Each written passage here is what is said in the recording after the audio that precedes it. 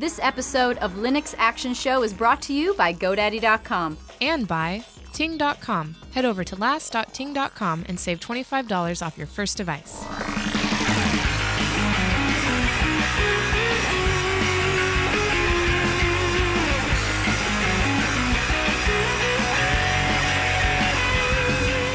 Welcome to Linux Action Show, Season 30, Episode 4. My name is Chris. My name is Matt. Good morning to you, Matt. Are you Good ready morning. for me to download to your brain and theirs what the big show's about today? Beep, beep. Yep, I'm ready. Okay, well, coming up on this week's episode of the Linux Action Show, in Defense of Gnome 3, we're going to try to get inside the head of the Gnome development team and kind of get some insights to where they're going, what they're up to, because I'll be honest, there's been some anti-Gnome sentiment on this show before, and in the community, and in, let's be honest, in the general media. Everybody gets clicks by writing something bad about GNOME, and not enough people are saying nice things about GNOME. And I think 2014 is actually going to be a great year for the project. So I want to talk about that. I want to give you some reasons why you might want to reconsider looking at GNOME. And then in the news segment, we'll talk about this UK porn filter that's blocking Fedora downloads. We'll also talk a little bit about Wayland and some major security issues in the Xorg server. There was a great talk at the Computer Chaos Congress, and I watched through it, and I pulled out some of the most interesting bits, and we'll run through that for you guys. And then, in the feedback segment, like if that's not enough, in the feedback segment, we're launching a really cool Minecraft competition on the network this week, and we'll give you details about that. If you're a Minecraft player, you're not going to want to miss that. And then we also got a little Enlightenment discussion for Enlightenment 18. Yes. Heck of a show, man. Heck of a show. So let's start with our picks this week. That is how we always begin. And the first one up is our Runs Linux. Now, look. We've talked about robots, we've talked about TiVos, we've talked about everything that runs Linux, and sometimes with the good comes the bad. This week, it's a little bit of the bad. The NSA runs Linux. Actually, specifically, their Sparrow mobile access point. This came from one of the recently leaked slides. It's an embedded computer running the blind date tools. Sparrow 2 is a fully functional WLAN, WLAN collection system with an integrated mini PCI slot for added functionality such as GPS and multiple wireless access cards. It's running Linux kernel 2.4. Supports 802.11b and G. It's got 64 megabytes of memory. 16 megabytes of flash. It's running a PowerPC processor. Now, this is from 2008, so of course they probably have like a Raspberry Pi now. That explains a couple things. This is pre-Pi. Yeah. This is pre-Pi. This is pre-Pi. Yeah. There's actually a few tools that were linked in the subreddit that came out this week. Well, it's interesting. I like the fact that the NSA is really thinking about expandability in their devices. I think that's important when you're spying on people. It's nice to have that mini PCI slot. You can have up to 4 devices attached to it. You don't want to be limited. No. So this is one of the mini devices that came out that run Linux that they have in their arsenal. And I just thought the Sparrow 2, that's a pretty good name. It's a very spy name. You know why it's called Sparrow? No idea. The rumor is, I don't know if this is true, but this is what Jacob Applebaum said in his talk at the Computer Chaos Congress, that they attach these, and this is what he said. Oh, actually, look, it says right there, too, in the slide. They attach these to drones, UAVs. Oh, wow. And he said that they can use these Sparrows up to 8 miles away to inject packets into a wireless network from a UAV. Isn't that amazing? I mean, like, from a technical standpoint, it's very impressive. It's very cool. Yeah, no question. It's just a little creepy. I want one that just, like, actually changes everybody's, network names or something like that. You know, like, okay, you're now running the police van or something like that. Right. That'd be kind of cool. But, yeah, I don't want people sticking packets in nothing. No. And, of course, we talked about this in TechSnap. We also saw that they've been exploiting Windows error report. So, like when a program crashes and it says, would you like to submit an error report? I didn't even know this till Alan told me. Those are sent in HTTP. They're not even SSL. I knew that. Yeah. And so they're able to capture those using devices like this, analyze what's wrong with the Windows box, and then tailor a malware package to exploit the thing that's causing the applications or system to crash. I give them points on creativity. See, when I was a contractor, I spent a good period of my time doing penetration testing. So for me, I kind of marvel at this technology. Oh, you need to get one of these. Yeah. I mean, if you're going to pick up a little extra work here or whatever, you can like fly one around. Someone be like, hey, my drone picked up a couple things you might want to know about. Right. So I was just doing an aerial survey of your building, and I could go to every office and say, I picked up yours, I picked up yours, I picked up yours. Yeah. Here's my contract. Just sign right here, and I'll take care of it for you. Oh, even better. Do it correctly. Get a proper military-grade drone. Sit here in your pajamas with a control stick, just like flying around Everett and Seattle. You're right. And then just Skype call. You don't have to get up. Way more scalable. Yeah. Yeah, and if it's a UAV, I could probably send it all the way down to Oregon and over to Idaho. Absolutely. Expand. Yeah, maybe even up to Canada a little bit. Maybe so. Well, you never know. It could be a business opportunity. But if that isn't how I end up making money, there is a great way where everyone listening can save some money, and that's with our sponsor, GoDaddy.com. GoDaddy's got some great deals for you guys. Now, over the years, GoDaddy's been a long-time sponsor of the Linux Action Show, and there's always some deals that crop up here that we really love. And these .com deals they give us from time to time are so awesome. I personally made a sacrifice with, well, I'm not going to get into it this week because I got in trouble, but Matt, you know what I'm talking about. Splits to the face. So here's what we got for you. If you use the promo code 295SHOW when you check out, you're going to get a .com for $2.95. $2.95. Additional years are $9.99. That's still a fantastic deal. And think about this. If there's something you've been wanting to do, maybe shorten a long Google Plus address or redirect a blog or whatever it could be, with a $2.95.com, that's the cheapest way to get internet real estate I've ever heard of. Yes. So a big thank you to GoDaddy. Go over to GoDaddy, use the promo code 295SHOW when you're checking out. If you're in a small team, if you're a business, if you're an open source project, one of the great things about signing up with GoDaddy is that admin control panel where you can delegate access to domains and individual domain records to other people without having to give them access to your GoDaddy account. That is, when you're working with a team of people, so awesome because it literally is to give, like, for example, Alan at Scale Engine, he manages some of our domains for us since they point to his hosting services. All I had to do was drag a domain into a folder that I've given Alan rights to. While the domain sits in that folder, Alan can log in with his GoDaddy account and get access to the Jupiter Broadcasting domains, do whatever server-side stuff he needs to change, and then if for whatever reason I decide to move off Scale Engine, I just take the domain out of that folder, move it back into my folder, and now he no longer has access to it. I've never shared a password. I've never shared a username. That's cool. It makes working in groups super easy, super convenient, and secure. So go over to GoDaddy.com and use the promo code 295SHOW when you check out. And a big thank you to GoDaddy for sponsoring the Linux Action Show. Definitely. So I'm drinking, this is my third cup of coffee today. GoDaddy coffee. No, this is AeroPress coffee, actually.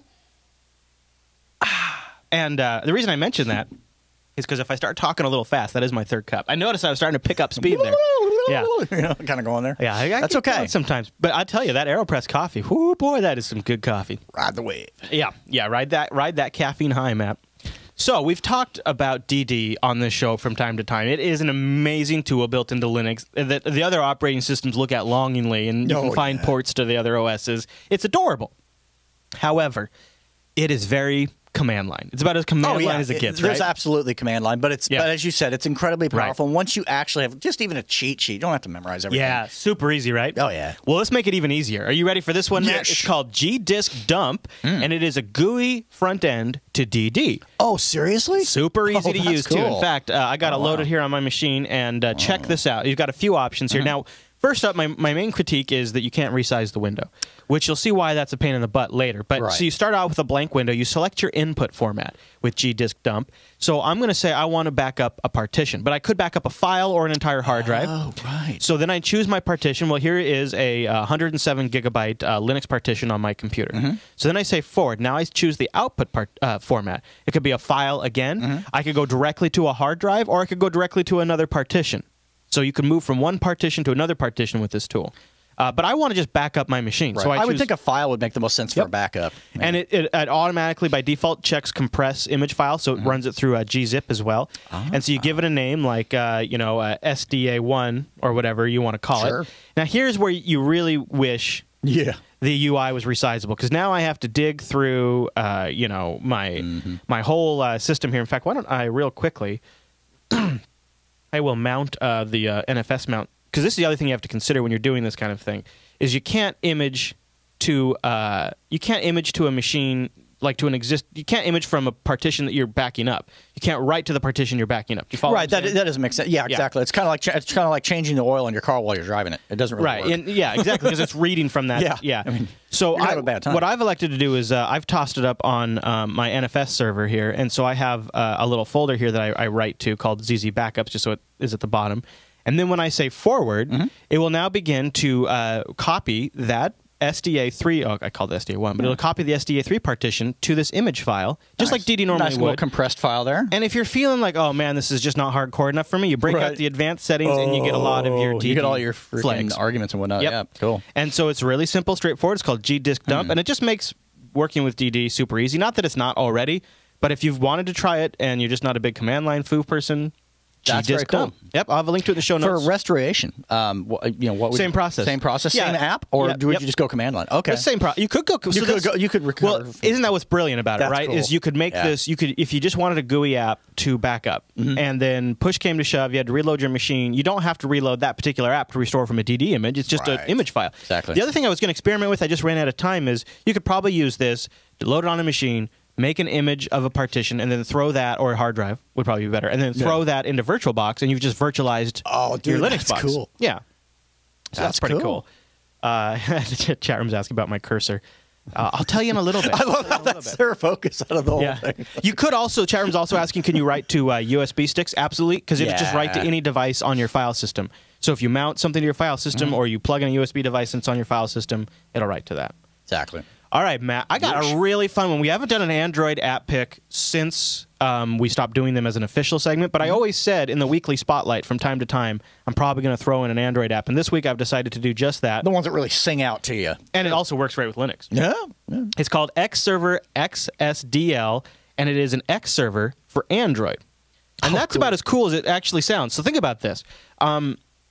X is inherently a network-enabled service, right? That's right. And so you can pull up X windows from across the network. You can do all kinds of cool things. You can also send X windows across the network. So that's what we're going to do today. So I have here's Xserver XDL. It's loaded up on my Nexus 5Zs right here. Yeah.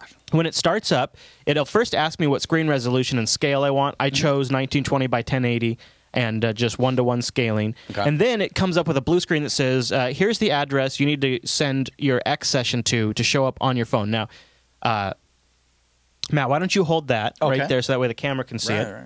And then I'm over here in GNOME Terminal, and I've got the command. And there also, by the way, gives you the full command if you don't know it right there on the phone, so you can just copy and type to type. So now I will, from my GNOME Terminal here, I will hit Enter, assuming my IP address hasn't changed. Yes, probably not. And now, as you can see over here, GIMP is starting there it is. on my Nexus 5. So GIMP just loaded on the Nexus 5. That's crazy. Yeah, and so if you look, you could turn around and take a look at it. You see there. Oh, my God. Yeah, that's cool. I mean, it's like literally just scaled to fit on the screen. Yeah. GIMP. Yeah, so it's actually loaded. So, and you could do, of course, any X-based application you could send to your Android device. That is unbelievable. Now, it's going to depend on performance. Will depend on your Wi-Fi and the performance of your phone, too. Yeah, but it's still loading up here, but it's getting there. Yeah, because it has to. With GIMP is kind of a bad one because there's so many windows. Yeah. But I also experimented. It didn't work great, but I experimented with sending VLC to that.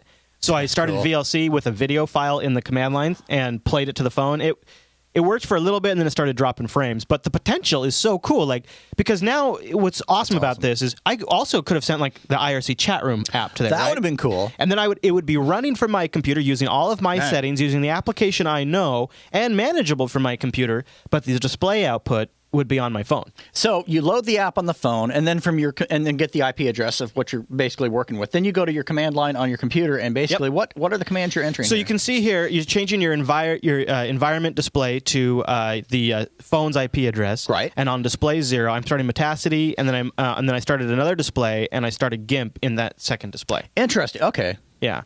Really cool, really fun. I don't know how practical it is. Performance is hit and miss, but it's free too. It's Xserver XDL, and you can get it in the Android Play Store.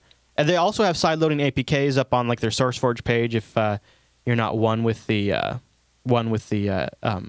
Force Play with the Play Store, whatever you want to call that. Good stuff. Yeah. So that is Xserver XDL, free for Android, and it extends your Linux desktop X session onto your phone. And of course, if you had the Nexus 10 or the Nexus 7, you could, right? I mean, it's a little cramped on a phone display. But you get that sucker on a tablet, now you're playing with power. Maybe something with a 10-inch display, you could literally put it on a stand and put it right next to your computer and essentially have a low-performance second monitor. That's right. It's really neat, and it's just so cool as I can see that being really cool just in a pinch when you need something you just need to look at it. You don't need a full-on monitor. You don't want to deal with all that. Yeah. Cool. Later on in the show, we're going to talk a lot about replacing X, and so it's fun to kind of look at some of the neat things you can still do with X, and that's a great way to demo it. So go check it out. We'll have links to that in the show notes. Now, Matt, before we run into the news segment, there was something else I wanted to cover. Oh, yeah, I wanted to remind folks that next week on the Linux Action Show, we're going to do our Best of Linux at the International CES 2014. Woo! We do this every year here on the big show. We kind of wrap up how Linux did. This year, I mean, Steam boxes alone are looking exciting. Also, rumors of Bitcoin rigs that are self-contained rigs that run Linux, and I'm sure lots of other things there, including I'm expecting a lot of Linux machines in cars and stuff like that. We're going to have Chase from Unfilter. He's actually like leaving for CES tonight. He's going to be at CES all week, and then he'll be back on Saturday, and he's going to sit down, and he's going there to look for all of the Linux stuff. He'll be looking for Steam boxes and all that kind of stuff. So that'll be on the January 12th episode, Season 30, Episode 5 of the Linux Action Show next Sunday. And if you have any questions about CES, you can join us live, and Chase would be happy to answer them for you. Good stuff. All right, Matt, let's do the news.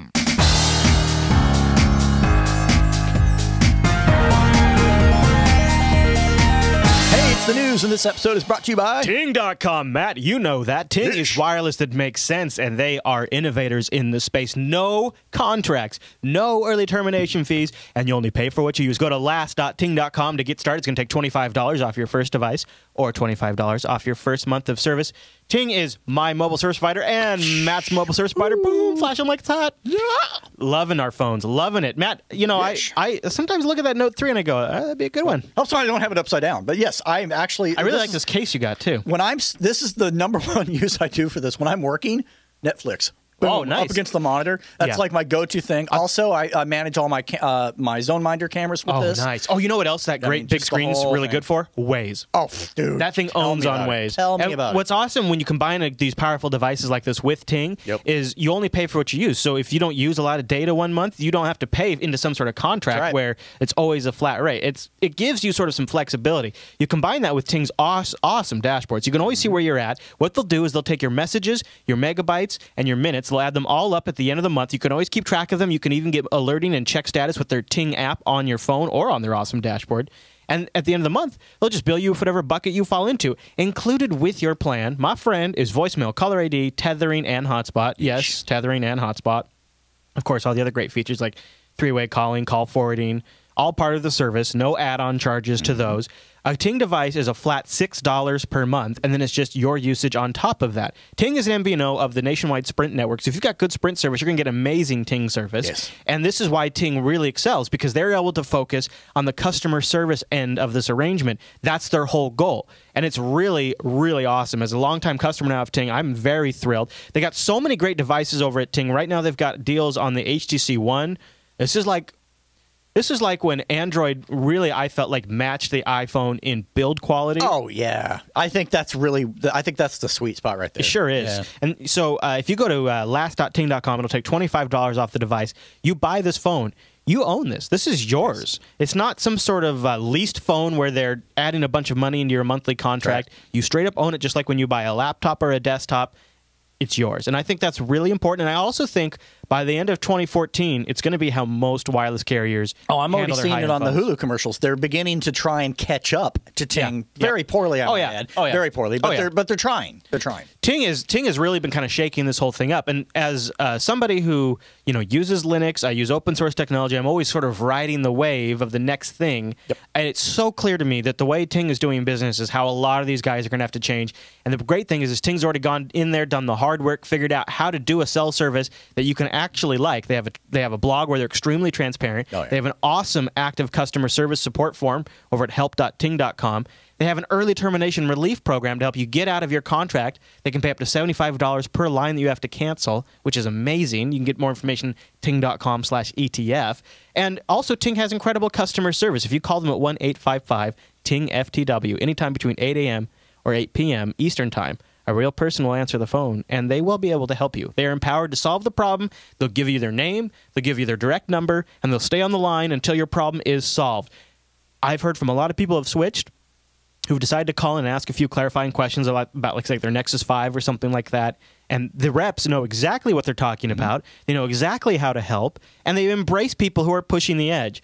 Everything about Ting I just absolutely love. So go to last.ting.com. And a huge thank you to Ting for sponsoring the Linux Action Show. A huge thank you personally when I had a small issue, made one phone call to them, it rang half a ring, picked up, 30 seconds later, had my network reset, and I was done, good to go. Awesome. Love those guys. It was really cool. It's great, too, if you want to have friends or family on Ting and you don't want to always become the support person every time there's a problem. You can have confidence in having them call Ting. Allow them to help you diversify. You'll thank us. Now, let me tell you about something I don't have confidence in. This is our first news story this week. And we followed this story from its inception on TechSnap, but now, unfortunately, it has fallen within the realm of the Linux Action Show's purview, and that is the UK porn filter blocking legitimate file-sharing services. Internet filters are now the political agenda in many countries around the world, like China and Iran. Of course, they've always been there at the aggressive ends of this, but now the UK is leading the way when it comes to porn and other types of adult content filtering. Last summer, Prime Minister David Cameron announced a default filter for all internet connections.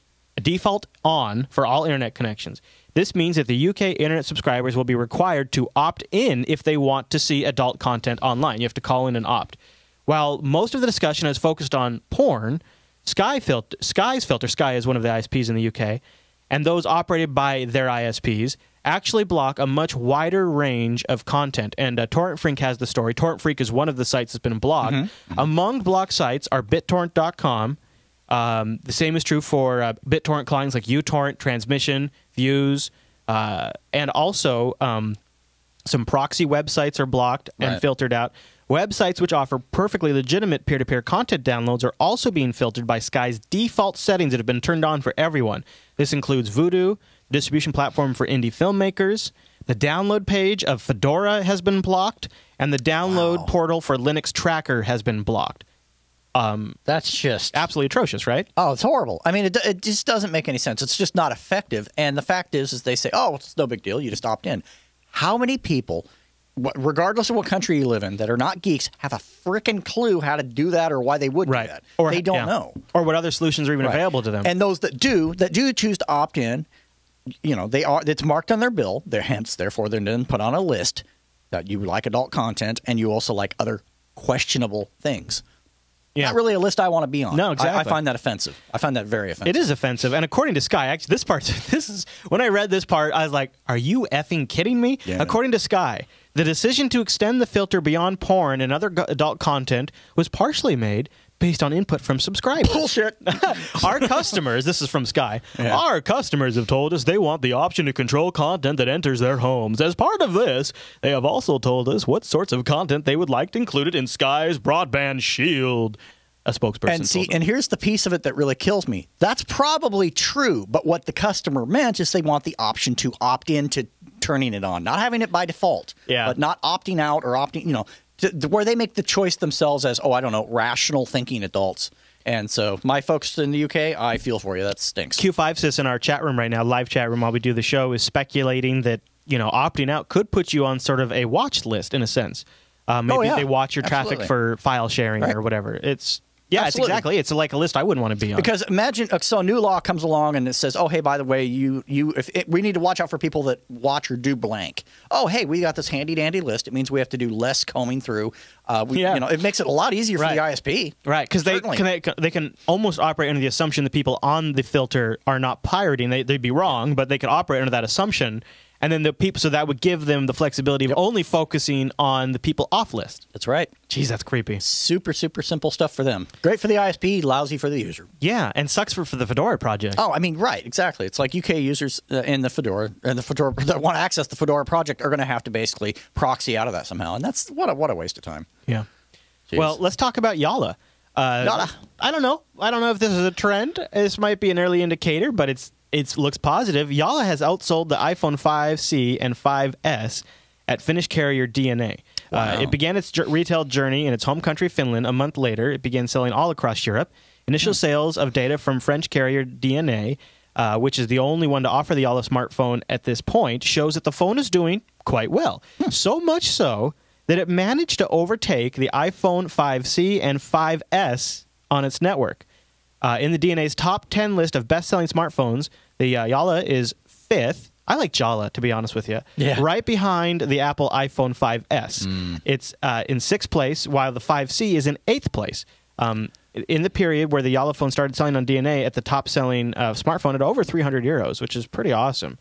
You know, it's home turf. So I was going to say, I think at one time BlackBerry did really well in Canada, but, you know, that may not be an accurate reflection of the rest of the world.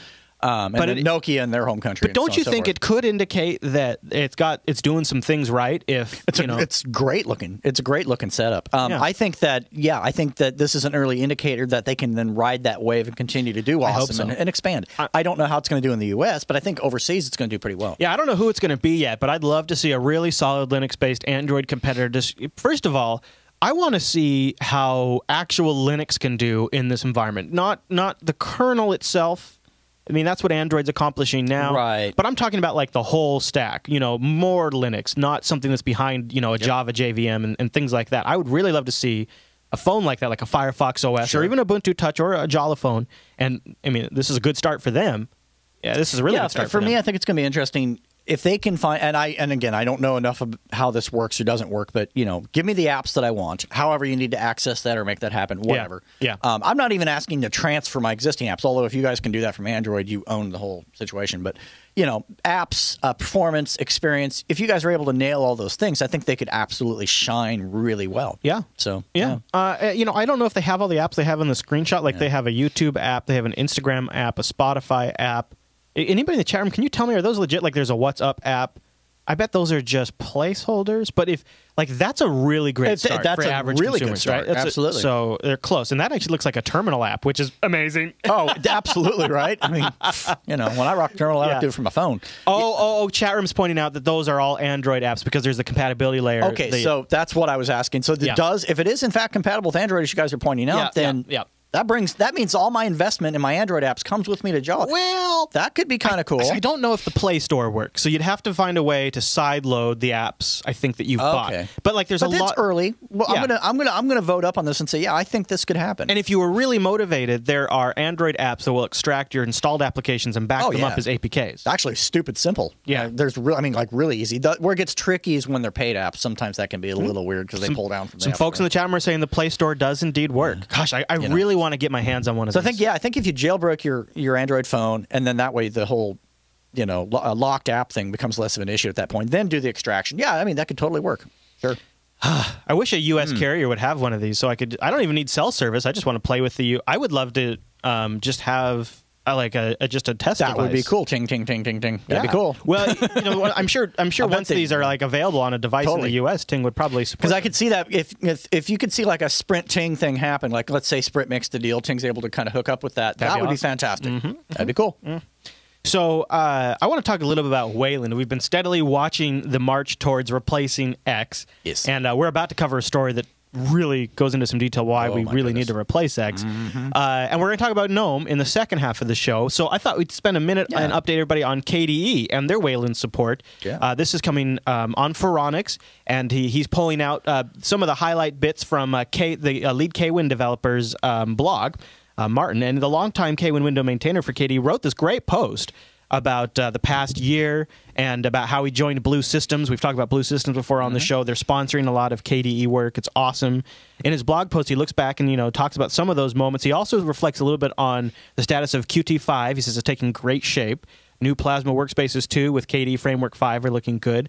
At the end of the blog post, he mentions that Blue Systems will be focusing much on improvements for KDE on Wayland over the next few months. Martin wrote, of course, Wayland will be big item for 2014, will be the big item for 2014. It's one of our internal aims for the next few months, and given that I had focused mostly on porting all kinds of workspace applications, I'm looking forward to working on it again.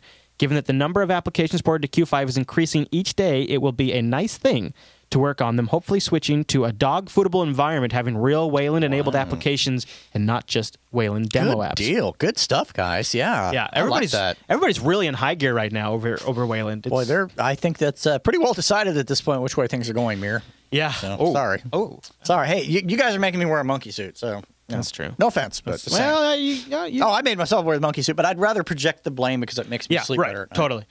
So let's talk a little bit about why we got to replace X. So the Computer Chaos Congress conference just wrapped up. Yeah. It was the 30th, and Ian, I believe is how you say his name, who is a professional penetration tester. He spent a year looking over the Xorg code and finding all the bugs.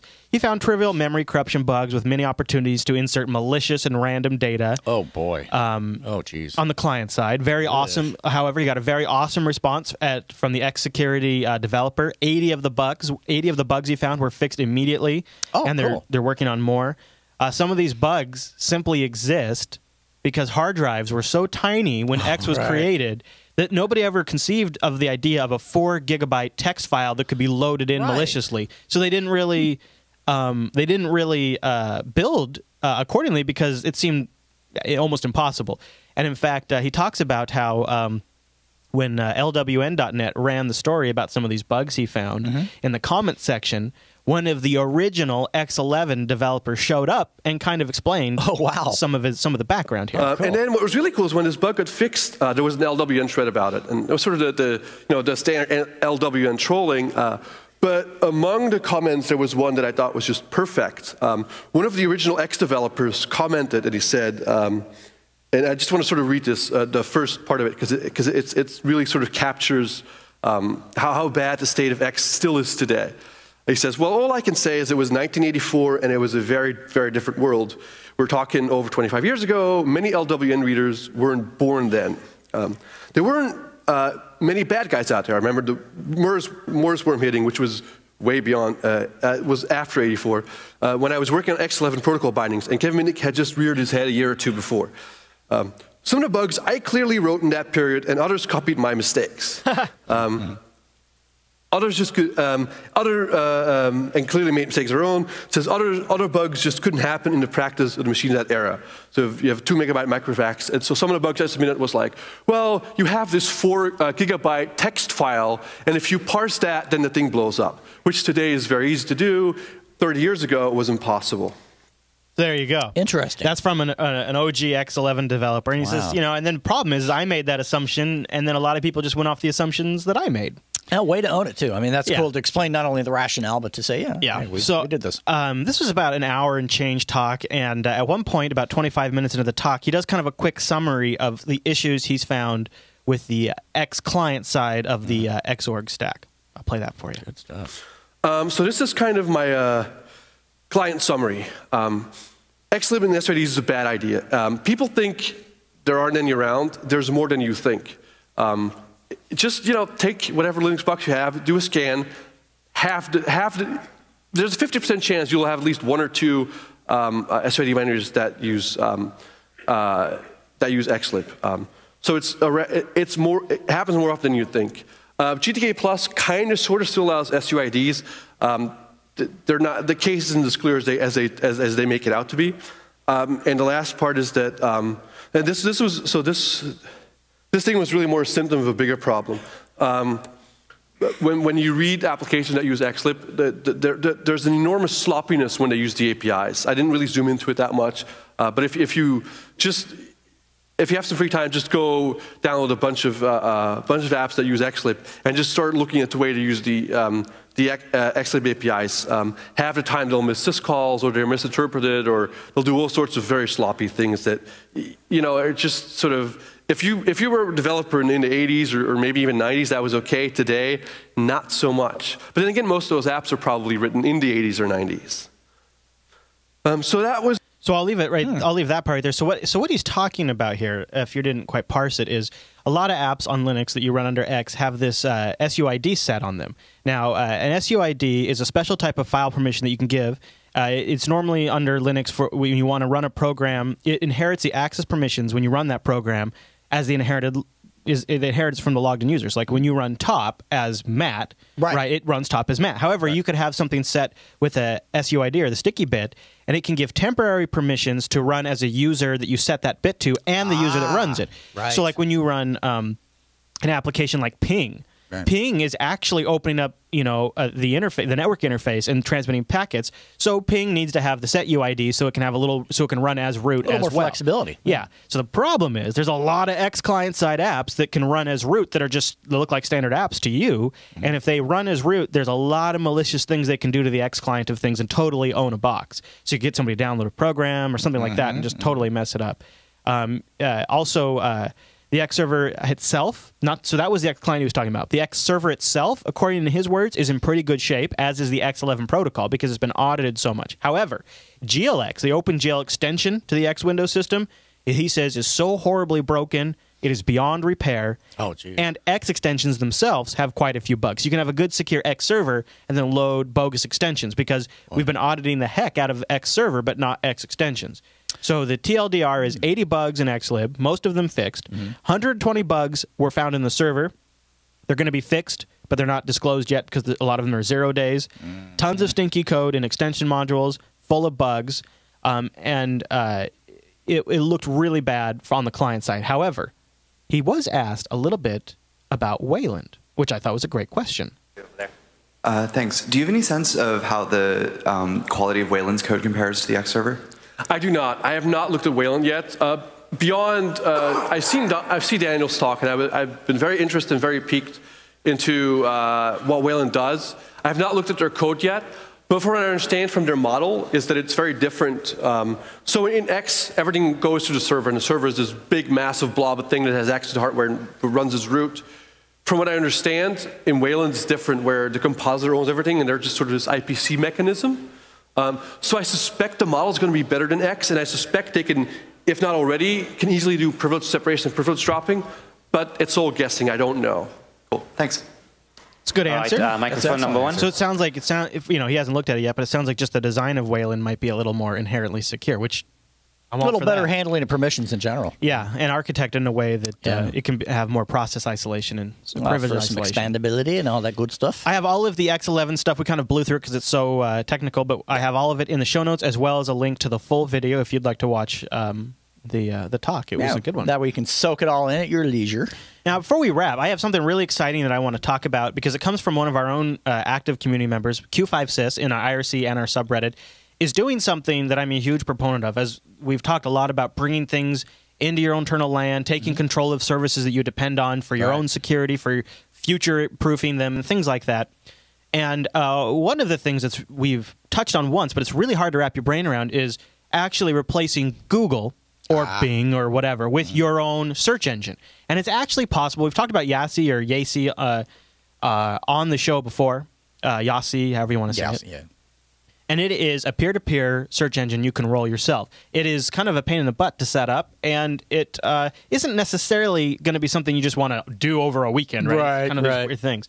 So Q5sys is genius. He's taking the brilliance of the Raspberry Pi, and he's combining it with a turnkey solution, and he's calling it an internet-based search engine. I think of this as like a search engine appliance you can have yourself. Put it in your pocket, take it with you. And what's brilliant is, when Google was first designed by Sergey Brin and Larry Page, they said this claim: we believe the issue of advertising causes enough mixed incentives that it is crucial to have a competitive search engine that is transparent and in the academic realm. Well, we don't really have that right now. No. And search is one of these things where, as it consolidates down to one company on the internet, that makes one company that the RIA has to go to get something pulled off. We've all seen stories about the ridiculous things that have been pulled out of the Google index. And Google is essentially the directory for the web. And when you remove something from Google, you can essentially remove it off the net. And this is too much power for any one company, no matter how good or evil they are. It's too much power for one company. And it's a road we're really far down right now. And we need to start using open source solutions and tools that are available to us to take some of this back. And Yasi is also a peer-to-peer search engine, so the more people using it, the better it gets, because everybody's indexing and whatnot. So what Q5sys has done is he's launched a Kickstarter campaign. He's looking for $10,000. He's got 44 days to go. And depending on where you back this thing at, you're going to get, in some cases, a Raspberry Pi Model B with a case, the cable, and totally preloaded, ready to go with Yasi Search. You just plug it in, and now you have a search appliance you can point your machines to. Nice. This is absolutely brilliant, and it needs to happen. We've got to do this before it's too late, and all of the tools and resources are here now to make it economical and to make it feasible. Raspberry Pi, low power, let it run on your network. It's not going to put any strain on your electrical. It's not going to make any noise. You can let it sit there and do its job. You can access this. It's a little bit of taking this ownership of the web back, making it more decentralized again, which is the key strength of the internet, is decentralization.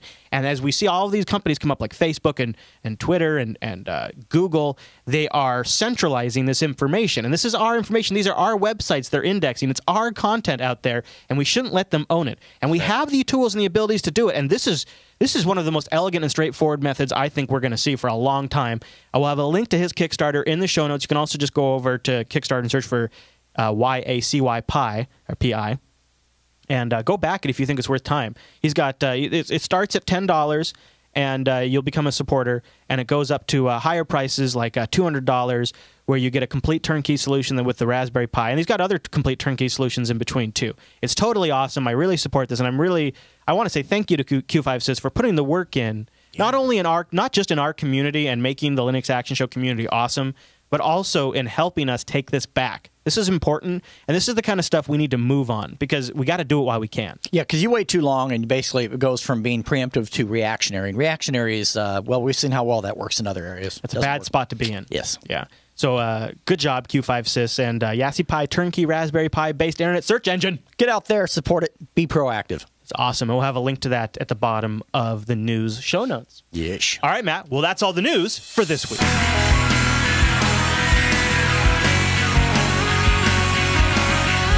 It's time to come to the Defense of the Gnome 3 project and tell you a little bit why I've fallen in love with Gnome all over again. But before we get to that, I want to thank our segment sponsor, System 76, creators of machines born to run Linux. And man, I cannot believe it to this day and age when listeners and viewers of the Linux Action Show come in our chat room and they tell us about the hardware problems they're having, and I just shake my head. You guys know better by now. Yeah. Listen, look at the sticker attached to your machine. You want a hassle-free environment. And when I say that, I mean you want to know that you're going to be able to play with different distros, try different things out, and the machine is never going to be the thing that's fighting you or causing problems. Right. It's not just the fact that they work amazing out of the box, but it's also that long-term usage where you want to try out different things. You don't want to have to fight with things. And they have so many great machines to pick from. Like one of my favorite desktop machines they have is the Ratel Performance. Obviously, they have a lot of great ones, but I think the price performance on this thing is exceptional. It's got Haswell processors. You can get it with discrete graphics, or you can use the embedded 4600 Intel chip if graphics isn't a priority for you. And it starts at a really reasonable price of like $699. Yeah, $699 for an amazing Linux box. Obviously, my favorite laptop right now, besides the Bonobo, I love you, baby, is the Ultra Pro. This is an amazing laptop. I love this laptop. If I had a little extra money right now, I'd probably be picking this thing up because it's super portable. And one I've been hearing a lot from folks is the Kudu that we reviewed recently. It's a 17-inch machine. You get a lot of value for this machine. The keyboard lights up. You got a nice big bright screen. Haswell processors in this bad boy too. This is a great way to go. And again, super value. Starts at $799 for an amazing laptop. All of these, of course, when you buy these, you're voting with your wallet. You're giving your money to a company who pushes the Linux desktop agenda forward. And that's a feature all on its own you can't put on the side of a box. That's right. And, you know, for myself personally, the one biggest takeaway, because I've been a customer since 2008, that I found is that it's not one of these roll the dice. It works with the distro now. Who knows what's going to happen later? Maybe there's a drop in some component somewhere or whatever. These guys, it's their problem. So if something weird happens down the road, they will handle it for you, even though you purchased it years ago. I've got a 2008 machine that runs like it did yesterday. You know, I mean, runs like it did yesterday when I first bought it, rather. Yeah. Good times. It is really good times. So thank you to System 76 for sponsoring this segment. Yeesh. I think I stepped a little bit into debag territory when it came to GNOME, and I didn't mean to. And we got an email from Meredith that kind of put things into perspective for me. So this is kind of what got the segment. A little bit of a call out, perhaps? Yeah, I'll read this, and you can kind of see where it kind of shook me awake a little bit. So she writes, she says, here's the deal about GNOME 3. It's a forward-thinking, progressive software that continues to push the desktop forward, and then supposedly open-minded, mediocratic Linux community acted like a bunch of neckbeard trolls. David Banks just wrote a great piece on how crowdsourcing of decision-making actually prescribes what the outcome will be. With GNOME 3, it is amazing for workflows if you actually learn how to use it. I'd argue that it's actually not for new users. It's for advanced users that have to sit in front of a computer all day and want something elegant. It's aesthetic. It is not techie. Its aesthetic is not techie, so it does not appeal to the command line elitist. GNOME butchered a sacred cow here. Did GNOME jump forward too far, too fast? Maybe. But considering the state of most other GNU projects, is that a bad thing? I admire their audacity. I admire their vision. Groupthink forces GNOME to stick with a 1992 UX, and I'm supposed to think that's a good thing? It's not like they took the terminal away. So she also goes on to mention that the GNOME has been really good with social justice. And I mean, there's a lot of good that they've done, and I would certainly address that. I think from that specifically, the one thing to consider though is that I do agree that it's definitely not for it's definitely designed for new users. It seems like she kind of went back and forth on that a little bit there. She started out saying that it was not for new users, and then kind of circled back and said that it was. It sounded like maybe a little bit. But that was just my interpretation of it. For myself, honestly, different strokes for different folks. I do have some concerns. The touchy-feely stuff aside, I don't know. We'll see. Well, we'll get into it. So I want to make my disclosure before we go on from here. Okay. So the majority of my work week is currently spent in KDE. Right. So I would say I'm a majority. I vacation in GNOME, but I work in KDE. Sure. In fact, and I also will. I would argue with those who say KDE can't be PuRTY. If you're watching the video version, this is my KDE desktop. So can GNOME. I think GNOME can be both desktops can be attractive. Well, so I have a dock here on the side. I have a top bar. It's not your traditional KDE layout, and I like it a lot. I really like this KDE setup. So you can make KDE look quite good. You have maybe a little more of an uphill battle than you do with GNOME out of the box. Oh, yeah. It can happen. Oh, no question. Also, just continuing down the disclaimer course before we continue on here, the future, in my opinion, of Qt looks quite bright. Yes. And like most geeks, I want to ride the wave of the next thing and try to live in the future. And it's one of the reasons I've been switching back over to KDE is because I want to just learn to live with KDE applications. And GNOME extensions. They concern me in the long run. I think some important functionality in GNOME 3 is provided via extensions. Right. And the long-term viability of those, like between updates, is questionable. Every time an extension works under GNOME, I feel like it's a tiny miracle, and it's a temporary one at that. I'm okay with the extensions in GNOME. I think that it's borrowed trouble to a degree, but I think the fact that they're really good about making sure they're available and they're done properly. That's good. Think about when Firefox updates. It's the extension developer's responsibility to update, right? And it's not too uncommon. And GNOME seems to have a pretty good track record there for the most part. So I decided to start kind of dig into where GNOME is going, because when we talked about Nautilus Next, where they're changing up the way it displays files and stuff, you and I were a little uncertain, and people wrote in. We've been getting emails that people are very unhappy with how we discussed that. Yep. So I looked to try to get some perspective on the GNOME project, and I started turning to some GNOME developers and reading what they've written. And William John McKinn, he's a files developer. He wrote, someone smart once said, Linux is just a kernel. And I couldn't agree more. But in this age, it's going to take more than adding on a few tools to make a compelling operating system. It's going to take, it's going to require thinking seriously about the end result and making hard decisions to get there.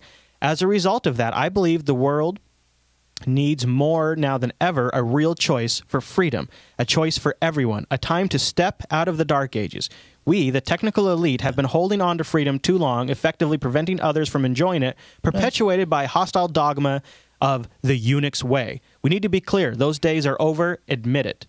And so what he's saying is... And that part I agree with. I think where it gets confusing for me, though, and because I completely agree with that statement. I think that's spot on.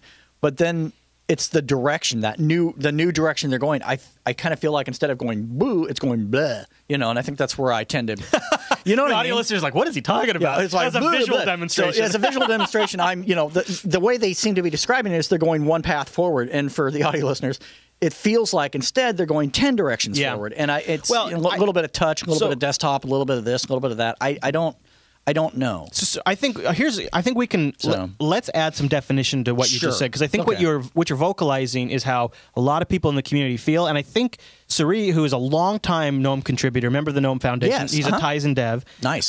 He kind of did a year in review for GNOME. Ah, okay, cool. And he kind of identified some areas that they've messed up on. And this is what he believes has caused the public perception about GNOME the way it is. And what's important about this is, somebody who's close to the GNOME project having a very frank look at the GNOME project. He says changes to Nautilus have been met with universal unhappiness. Changes have made a lot of people unhappy. We remove functionality, and we've now seen a fork of the 3.6 version of Nautilus. Right. He says people have also been really down on GNOME designers. While they made some great community outreach, specifically Alan Day and Jacob Steiner, they've always been available to talk about their designs. Regardless, there's always a sense that whatever feedback is given will be ignored, and it's inevitable that any request will just be ignored.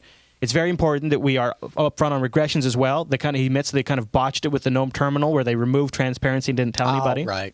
Which I'm on their side on that one. It's like, okay, it's a mistake. They owned it. Whatever. No big deal. Yeah, and they said they're going to work better on, when regressions happen, being very clear. It says, in conclusion, we are creating a product, but we need to, in conclusion, we are creating a product and we need to act like we are creating a product. That will require closer teamwork between various teams than we have before. And he goes on to say that he's going to be writing more about that. There's gaps, and he wants to address them. And in this document, he talks a little bit about what a lot of people have sort of vocalized.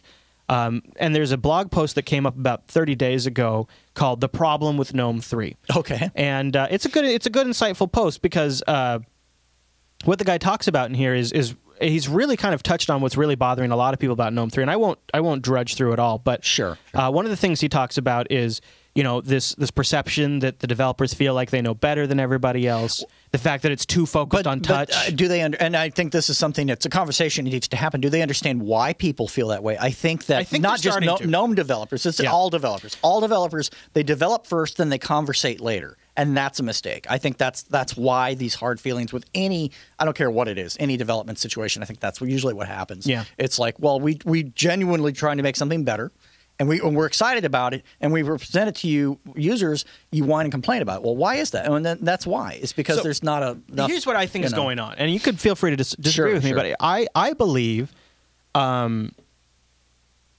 Linux desktop is still not fully competitive with commercial products, primarily Mac OS X.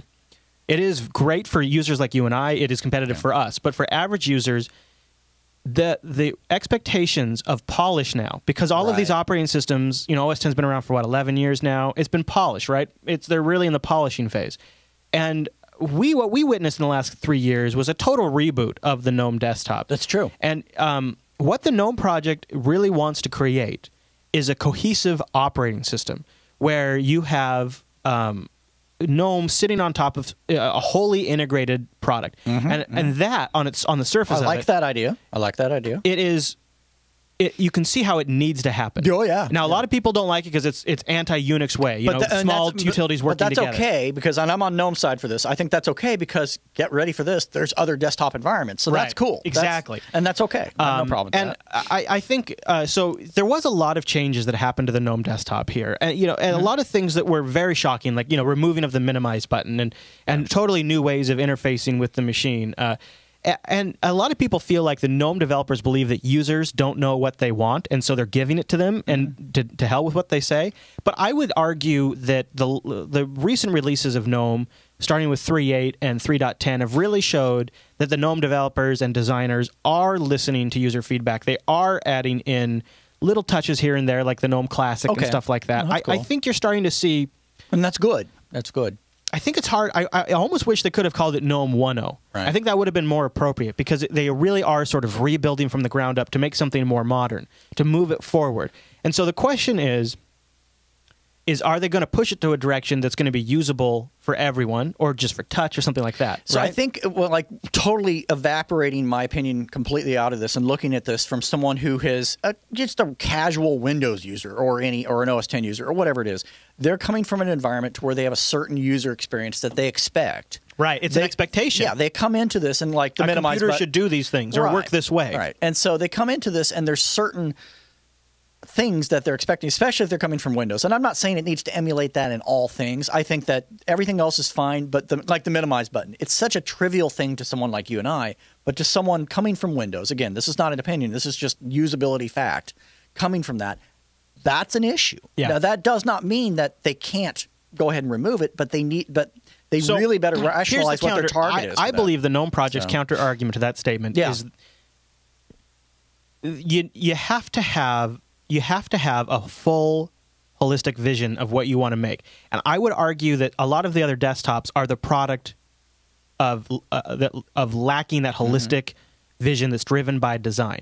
And is there a benefit to removing it that I'm not aware of? Because I've used it, and it doesn't bother me. Let me put it this way: really found it that appealing. Should you compromise the vision of building something just because that's what the other desktops do? No, I see it as more of a usability factor. It's like I want to minimize that. I can't. It's the way our brains are. Yeah, you know what I mean? I'm with you. And my mom, who's I'm just playing devil's advocate. Yeah, totally. So my mom, again, great example, literate enough, but she's she's reasonably old. She's collecting Social Security for God's sakes. Goes into this, and it's just like, okay, what the hell? And so if you're not trying to target those people, then you guys are doing it right. If you are trying to target these people, wake up, guys. Come on. That's my concern, is that I want to make sure that they're really identifying that, okay, the people we're identifying with this are cool with it because they can learn and adapt. And that's okay. But if they're not, they really need to at least add in some functionality to address that concern. I would go back to Meredith's email. I want to change your frame of mind for a second. Sure. Let's think about this, like she said, as a desktop that's actually built for really advanced users. Okay. And because it has a simplistic look to it, people have made the assumption that it's a desktop for new users. I actually agree, and with Meredith, this is where it clicked for me, is I like nice things. I like things that look good. I buy computers to run the desktops that are a little fancier because I like that. Yeah. And sound works really well on GNOME, unlike KDE. And I stare at the computer a lot, right? Sure. And I feel a visual connection to the GNOME desktop. When I look at it, there is something design-wise, just to get really geeky here, it's the same thing about the Enterprise. What originally drew me into Star Trek is I saw that ship on the screen and I said, that is beautiful. It is well designed. I do like the design. Don't misunderstand me when I say this. The design is really attractive. I have no issues with that. It's little bits and pieces that, for myself are not an issue. I use GNOME all day long with a smile on my face. It's fine. But I think that, this is an opinion. If you're targeting a certain group of people, you're going to have to address certain things. If you're not, then that's cool. And as you pointed out, if it's truly an advanced user base, totally negating the fact that GNOME was built for beginner usability, in my opinion, back in the day, especially compared to KDE and some of these others, you got some unlearning to do. You're going to have to rebrand. I mean, there's a lot of stuff in there that's got to be cycled through. So I'm not against it. I'm going to cover. So let's cover some ways to make GNOME usable. So if you're kind of been thinking about it, but there's a few things you need to change. There, as a power user, it's actually all there. Yeah, sure. Before we get to that, I just want to mention that But it is an attractive desktop. I'm not going to argue that. I find it more efficient when I have less options to screw things up. And it's not that I want things taken away from me. Give me the option to change stuff. But for me, don't make me go to settings and then from settings to the settings. Like KDE has a much more advanced way of going about it. What happens frequently is so to start with, from an efficiency standpoint, I really truly feel that GNOME starts with a much more rational set of sane defaults. KDE can look great, can be amazing, can do a lot of things, but KDE is it's a lot of individual things that you work together in concert. You arrange panels and plasma widgets, and you bring it all together, and you set your themes, and you configure your appearance settings by going to 3 different areas in the KDE system settings. And at the end of the day, literally, it'll take you a day, but at the end of the day, you will have a desktop you can be very proud of. Right. Whereas GNOME, out of the box, I can literally start working immediately, right?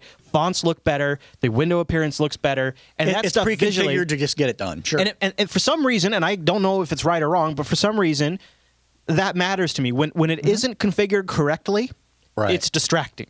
Oh yeah. It makes me lose focus, and I got to fix it. So I feel like that right there is a good starting point for GNOME. So then it came to the question of, can I bring it to where I need it to be? Can I just change a few things? And I want to show you, there's some compelling stuff. This design language that GNOME has, it's bringing forward some really nice new compelling applications, all of which we've talked about a little bit on this show. But here, for example, is Polari, the IRC client. It's a very clean, minimal IRC client. They're adding more stuff to it.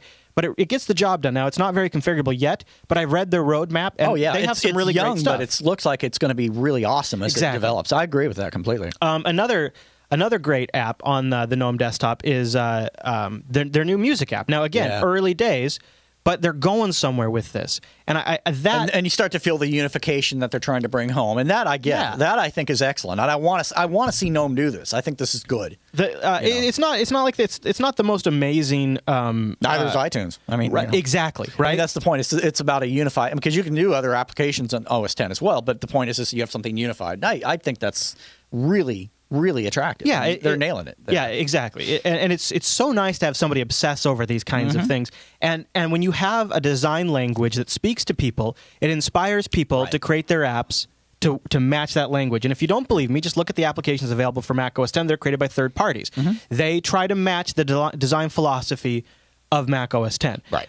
So music is one. Another app that's been really great is called Corebird. It's early days. We've talked about it before on the show, but Corebird is a really awesome GNOME 3 Twitter client. It integrates with the notifications area. It makes it's nice and responsive. I think that was my big takeaway from auto when I played updates with in it. the background. I actually use this app. It's actually really cool. Good search features, direct messaging capabilities. It's really quite nice. And its workflow is natural. Yes. It feels very, again, the apps I think they're doing dynamite on. The hell, the desktop I think they're doing dynamite on. And then one more. My gripes are pretty minimal. Is and I was reading the Files developers' thoughts on this, and they are creating stuff in GNOME with the idea that users will elect to replace it with something else. So Nautilus, for example, or Files. Right. The changes they're making, where we're kind of scratching our head going, I don't know if that's a great idea. One of the things they're conceptualizing and moving towards is making Files not integrated fully with the desktop, but making it a replaceable component. Right. And like, here's an example. So you can go to your default apps and say, actually, I want to use blankety blank. Here's Marlin. Right. So this is a file manager that's an alternative file manager on GNOME. And one of the nice things about Marlin is it gets you labels, which is great. I like that. Oh, yeah. Because I can quickly color code stuff. So when I'm working on a project, I can go by color codes. Marlin has a lot of nice features. Like you can go in here and let's go into audio, for example, and I can highlight something. I can choose an object, and because I have Globulus Preview installed, I hit spacebar, and it auto previews the file. I don't have to launch a music player. That's great. Yeah, and so you have the option of saying, I don't want the I don't want the simplistic option. I want the more advanced option. Right. You can go that route. So this is Marlin, and it's a really nice, very capable file manager. It even has the some people from OS X like this multi-paned. You know, that it's got that. It's got everything you'd expect from a file manager. So it's geeky enough to meet the geek's needs. Yeah, or you can continue to use Files if you want. So, and here's what the interesting thing as you opened up Marlin is it has one interesting feature that does, quite frankly, pull away from that unification thing. It doesn't have the title bar? No, look closer, upper right hand corner. What's that? Right here? No. Minimize? Yep. I turned on minimize. Oh, did you? Oh, okay. Because I was going to say, I noticed that. It's like, I'm not familiar with Marlin, so I thought that was interesting. It's like, One of the things that's interesting, too, about GNOME is you can hotkey the heck out of it. Like super key H, I think, or super key something will minimize Windows. I can't remember what it is now. But like, there's a lot of keyboard commands for the GNOME interface that if you're a VI user or you know. Well, and I think as they bring this in, because I think they're going the right direction, I think as they bring in GNOME, I think it would be cool, because this would be groundbreaking for any Linux setup, in my opinion, is to have a wizard that walks through and says, hey, let's ask you some questions on what kind of defaults you would like. Yeah. Maybe you want, music players, minimize, little things like that. I just think it'd be kind of cool, because then you get this great experience. It's like, oh, it's not overly configured. It's still pretty much done for you. Right. But you got some of the little small niceties. tweaks. Would you like minimize? Yeah. It's like, hey, are you coming? Oh, here's a mind blower. Are you coming from OS X or are you coming from Windows? Boom. Right. What was it? Right there. We reviewed a distro that does that. Again, distro makers could do that. Yeah. And so I think as it evolves and develops, I think as they begin to consider things like that, that's going to be exciting, because then people can really appreciate that unification they're nailing. So I want to touch on. I want to launch from that. So going through this, one of the insights I've gotten is we're actually very, very early days in GNOME. Sure. They're trying to get the platform in place so that way they can do stuff like what you're talking about. Okay. Well, that's cool. That's on the roadmap. Those kinds of things. And so I want to talk about making GNOME usable, because after you apply these changes, I think you'll find it's quite usable. First, foremost, can't go any further without talking about GNOME extensions. And I'm a fan here. I'm actually a fan of their extensions. I have a whole bunch. So I have like the audio output switcher, which gives me the option right here in my volume menu to choose which audio output device I want. Super great for doing production work here in the studio. I got a lot of silly things like the Bitcoin price right there. Gotta have some tickers going on. Yeah. Caffeine, which lets me just keep my screen awake, which is good when I'm doing shows. Imager upload, so I can take screenshots right here. I can select there and it just uploads it immediately to Imager and puts the URL on my paste. Oh, nice. My clipboard.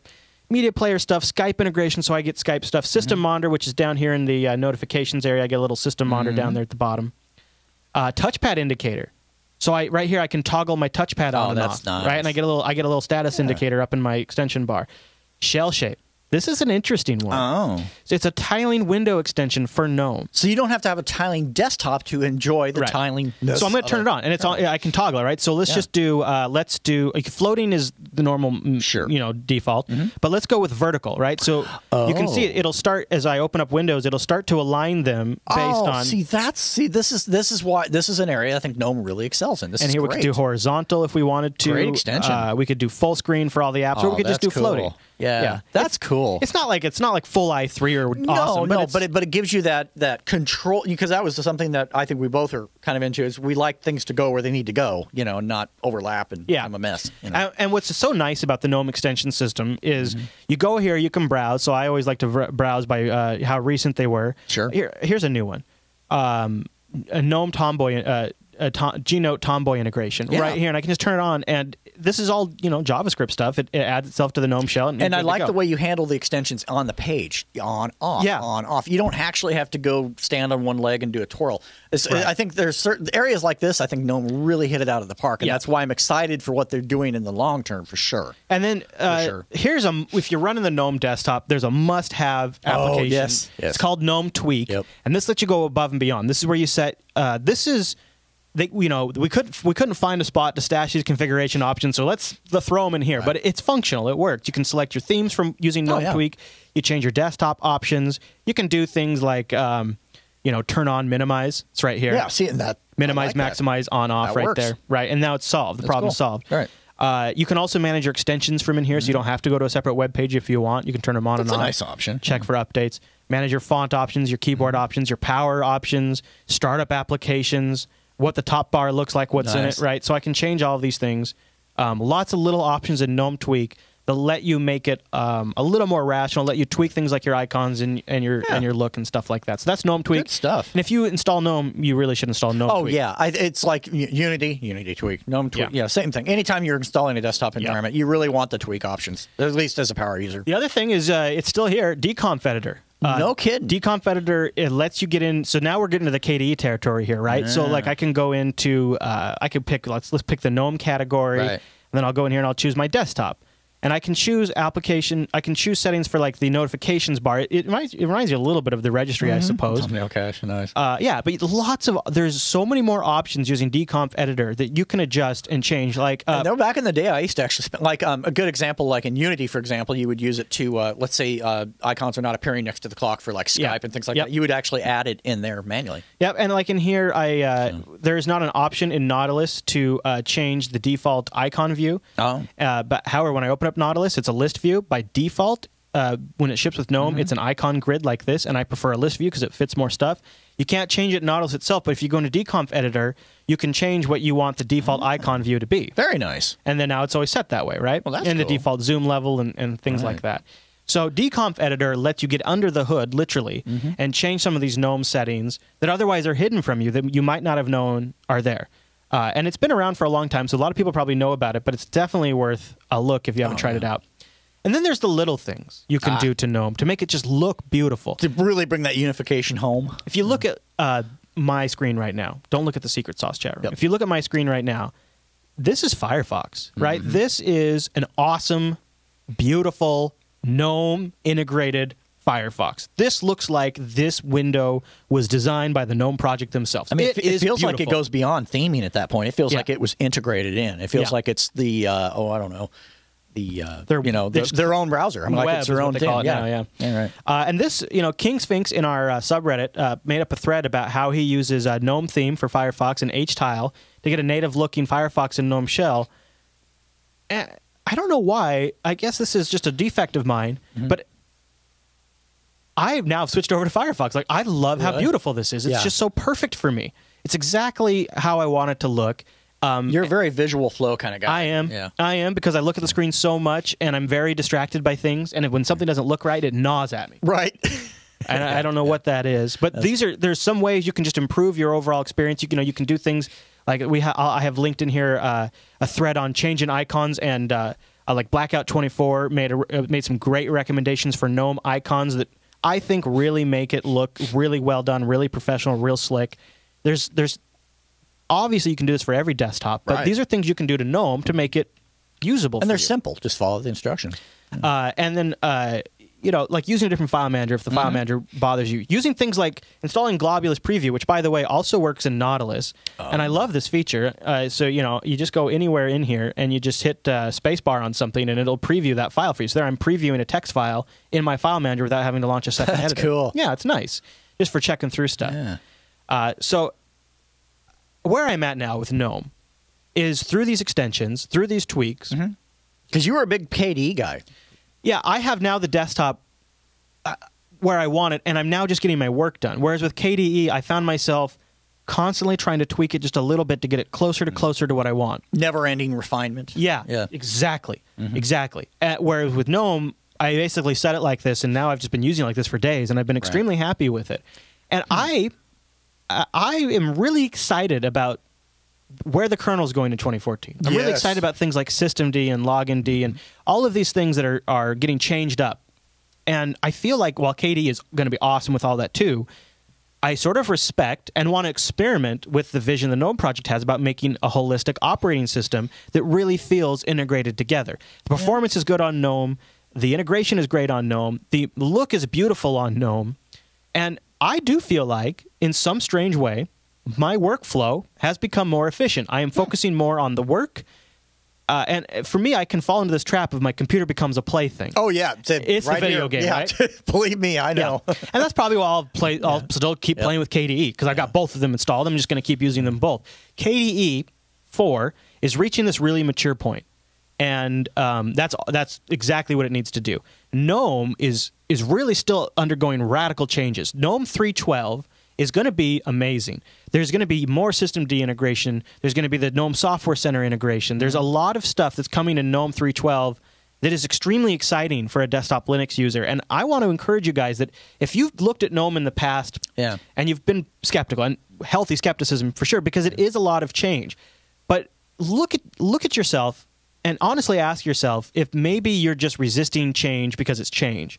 And I agree with the chat room. You cannot conflate what they're doing with progress and change necessarily, but I do believe the GNOME project, sitting back and looking at it from version 3.0, which we reviewed back in like season 15 or something, to where it's at today, they've come a completely different desktop. One I like, and I am definitely on board with their unification thing. I think that's so badly needed. You have no idea. I'm totally 100% on that. And I think it's definitely something to watch as it develops. It's something I'll be spending more time with. Right now, I'm kind of in a Cinnamon thing, but Cinnamon lacks that unification when it comes to applications. It totally drops the ball there.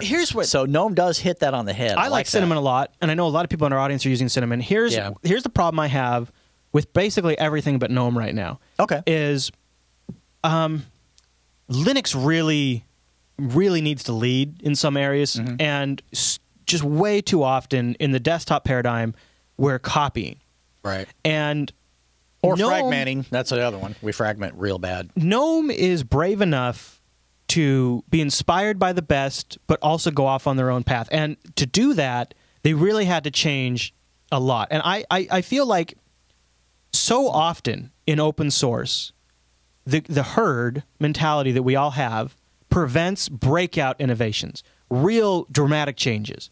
And this is maybe not a very good analogy, but look at the new Mac Pro, the trash can from Apple. Right. Yeah. That was what they say on Firefly. It takes a real man to wear a hat like that.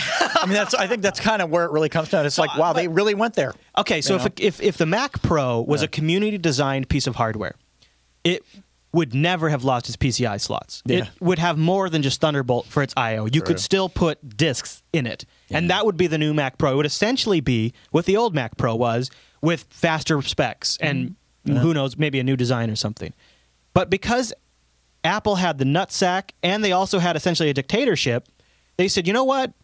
If we're going to build something we really want to build and produce and be responsible for, we're going to throw all that out. We're going to come up with a new thermal core design. We're going to integrate all of this stuff, and we're going to build a new machine that's completely different than the old thing, but we believe what the future of computing is going to look like. Now, I'm not saying that's what they've hit with the Mac Pro, but I will tell you, there is a certain caliber of video work that Mac Pro is changing the game for. We're talking 4 simultaneous 4K streams in editing that no other computer on the market can do right now, especially at that price range. And I know it's expensive. Yeah. It is a type of boldness that, on the face of it, looks almost like suicide, but in the end, actually does deliver something new and extremely innovative. Just like that Mac Pro is an incredible amount of computing power in something that's just a little bit bigger than a coffee mug. Right. Gnome 3 is a completely new take on how we should be using our desktops, inspired by a lot of great things and designed to handle the future, but completely usable and practical today. And with these tweaks and with these modifications, it is a very compelling desktop experience. And I am very excited about this desktop. Like, it is, right now, one of the most elegant and productive desktops I have ever used. I know there's a lot of good desktop options out there, and different desktops fit different people's needs.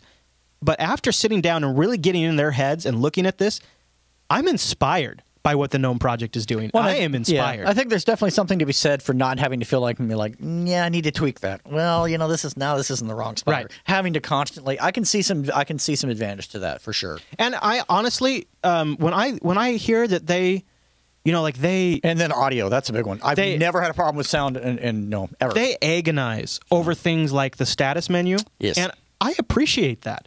I appreciate that they are thinking very deeply about every pixel that goes on the screen, and I don't think you can underestimate the importance of that. I know it sounds arbitrary, but when you create something, like, my job is sweating the details. That's all I do, is sweat every single little detail for every show, for every production element. I'm constantly sweating the details, and I respect that same level of appreciation to detail from the Gnome project. They won't ship something they're not happy with, and I'm extremely impressed by it. So who knows? Will I stay on Gnome?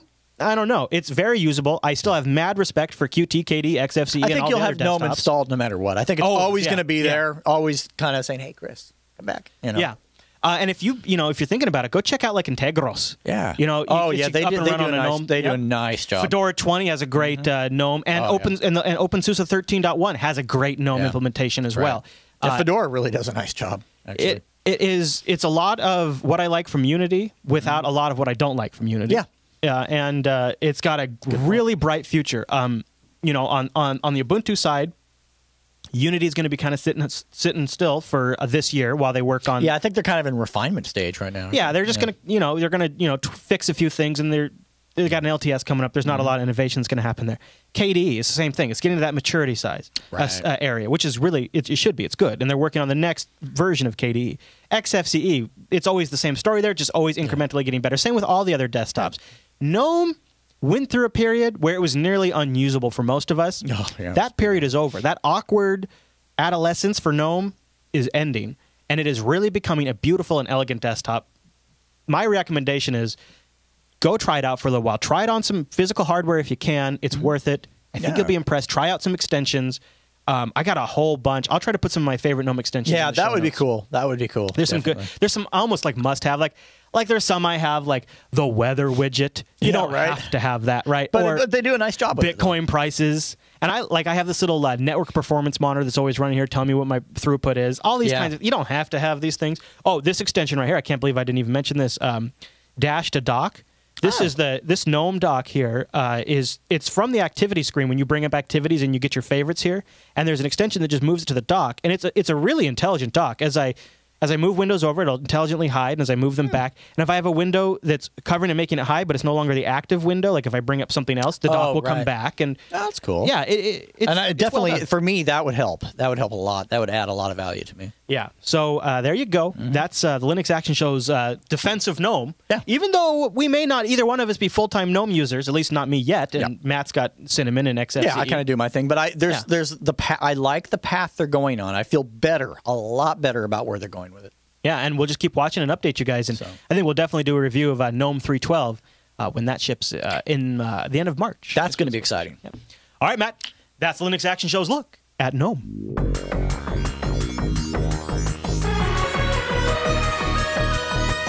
And that brings us to the end of this week's broadcast. But hey, Matt, got a little bit of follow-up and feedback to get to before we run. So first I want to start with...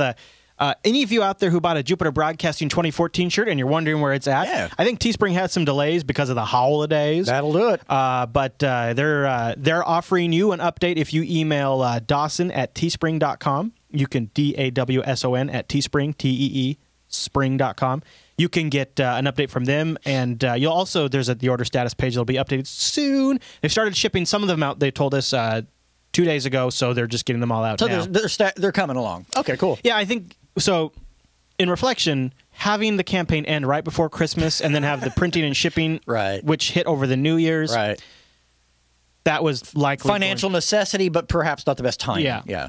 There was kind of a hit and miss kind of. So in the future, we'll be more cognizant of those types of things, and we're working with them to make sure that we don't have problems like this in the future too. Because we want to keep doing this because it's awesome.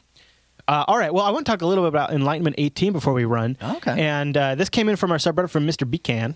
Mr. Beacon says, I'm using Enlightenment 18, which is available in the Arch User repository, for nearly 2 weeks, and I'm really impressed with the stability and performance. I tried E17 before, but I always had some random problems with it, but E18 is pretty good, and it's a solid release. It wouldn't be a bad idea to try out E18 unless he's also using the onboard graphics, which is an Intel chip. And he has a screenshot of his desktop right here. It does look really great, doesn't it? It does look good. I'm going to have to revisit it. I've had mixed experiences with Enlightenment. I've had really awesome experiences, and I've had some experiences that left me kind of wanting something else. But I want to revisit that because it continues to evolve. It keeps getting better and better. So I don't know if we're going to do an official review yet, but I think we'll both be looking at it and share our thoughts on it. Something to play with. Something for you Minecrafters out there. Good game that runs on Linux. The Faux Show is doing a faux world competition where you build a house, and there's a form you fill out to let them know the coordinates it's at, and then they're going to be doing a swag giveaway. Nice. I believe a Jupiter Broadcasting shirt will be going out to the winner. Dun, dun, wink, dun. wink. So you can watch Faux Show 158 for info on that. Chase from Unfiltered joined Angela to discuss that, and they also explored the faux world that's already been created by the Jupiter Broadcasting audience. And we do have a 24/7 Minecraft server that has multiple realms or worlds, whatever you call them, running. Realms world, yeah, sounds right. You can find info about that over on the Faux Show page. So go check out 158 of the Faux Show. Nice. Matt, is there anywhere you want to send people throughout the week? I think Linux Unplugged comes to mind. Oh, what a great idea. Yes, our other Linux podcast. It's on Tuesdays. It's live on Tuesdays at 2 p.m. Pacific. Over at jblive.tv. You can get it in your local time by going to jupiterbroadcasting.com/calendar. And next week, we're going to pick up on the thread that we sort of touched on during our GNOME discussion today. So I want you to join our virtual lug on our Mumble server to debate, does groupthink and management by consensus tamper open source innovation? And does backlash to aggressive and sometimes new or risky ideas inhibit bold innovations in open source projects? Good stuff. I want to debate that on on Tuesdays, Linux Unplugged. The Mumble Room would be the best way to join us. You just, while we're live, you join our chat room and do bang mumble, and you get the server address. Yeah. It's kind of like an open secret. You could also email the show. Go over to jupiterbroadcasting.com/contact and choose Linux Unplugged from the drop-down and send us your thoughts on the groupthink aspect and how it hampers or doesn't hamper open source innovations. I mean, there's a lot of things out there you could say that are innovative because of group collaboration. So if you got a good argument for that, I'd love to hear it. And we'll be covering that next week. And then on Sunday, like we mentioned at the top of the show, it's the Linux Action Show's CES wrap-up, the best of Linux at CES. That'll be a fun episode. Great episode to join us live. We do every Linux Action Show live at 10 a.m. Pacific over at jblive.tv. And join our chat room. Yes. And let us know what's up. And Batnoob in the chat room's asking what's up with the Vivaldi tablet. You know, I was thinking it'd be great to get Aaron on here and talk to him about that and a few other things. Idea. We just did a real GNOME-heavy episode. Right. Might be good to talk to the KDE camp a little bit. So I'll reach out to Aaron and get updates on that and see if he wants to come on the show in the future and chat with us about that. Because I know a lot of people have been curious about that. I've gotten a lot of emails about that. We'll do that soon. All right, everyone. Well, thanks so much for tuning this week's episode of the Linux Action Show. We'll see you right back here next week.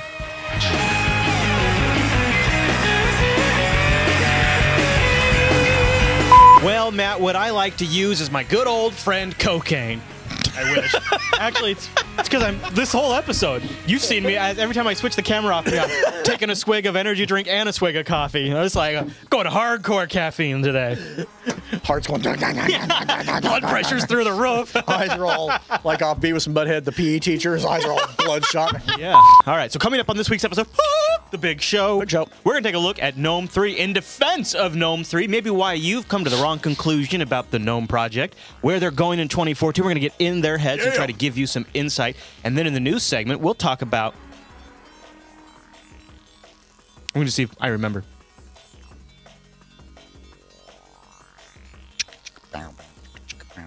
Still not remembering. Okay, in the news segment, we're going to talk about... That's a really weak answer. to say, well, it's no big deal that my ISP and my government are censoring the internet and determining what I can and cannot see. Just proxy it. I mean, this is a problem that we have with technology too often as engineers. We all think, well, we'll build around it. The politicians don't do something right, doesn't matter, we'll build around it. But the reality is it's not getting to be that point anymore. And default is king. And people are going to have limited access. For example, people can't download Fedora ISOs. Yeah. And what if they don't know and how to get around it? I doubt the ISP has a campaign to tell you how. Yeah, let's bring that up. Let's say a small fraction of the population will even know what a proxy is and how to use it. Yep. So the fact that it is available does not in any way diminish the wrongness of what they're doing. It is still completely wrong. And the fact that there are technical solutions that work for at least a temporary amount of time is only good for a very small percentage of the people. Hello, voice, don't go out on me. Hello, Season 3, Episode 4Zs. And it is Episode 294. We are 6 episodes away from 300. Already? Wow. Jeez, good. Shit, now it's like, now we got to start figuring something out. I know. Damn it. All right. No more time. Actually, I do have a couple of things. I do actually have almost 1,000 episodes. Jeez. I mean, 1,000 episodes. What? No, almost 300. When in doubt, best of. I was reading the chat room. No, I have a little something we've already got kind of put together for 300, but I still wanted to do more. But the problem is we'll be thick into the studio stuff right as 300 hits. I hope.